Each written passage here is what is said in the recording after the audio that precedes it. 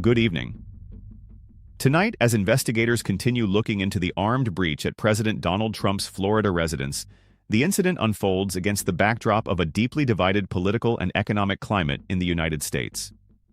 President Trump has long stood at the center of national debate.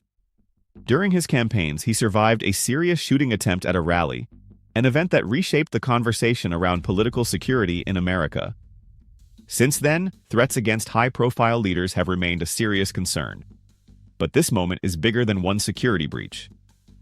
President Trump's political identity has been tied to disruption of trade policy, immigration enforcement, foreign alliances, and even economic institutions.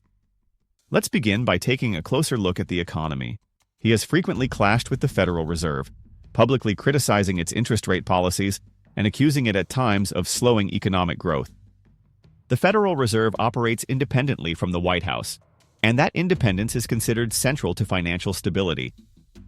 Supporters of Trump argue he pushed for policies that favored growth and lower borrowing costs. Critics argue that public pressure on the Fed risks undermining institutional credibility. Beyond the Fed, there are the controversies surrounding tariffs. His aggressive use of tariffs, particularly against China, was framed as economic nationalism. He argued they were necessary to protect American industry and rebalance trade. Critics countered that tariffs function as taxes on imports and can increase costs for businesses and consumers. The recent Supreme Court ruling limiting presidential tariff authority has reignited that debate. On immigration, President Trump's policies emphasized border security, enforcement, and restrictions on asylum. Supporters view this as restoring control of national borders. Critics say it intensified polarization and humanitarian concerns. There have also been controversies around rhetoric. Opponents have accused him of using language that deepens racial and cultural divides, including public disputes involving former President Barack Obama and former First Lady Michelle Obama.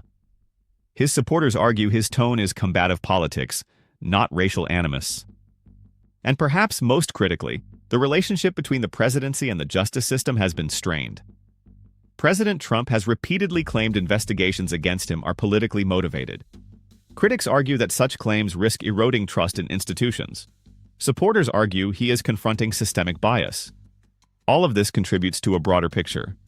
America is navigating sharp divisions: economic, institutional, cultural. It's important to say clearly, political disagreement is normal in a democracy.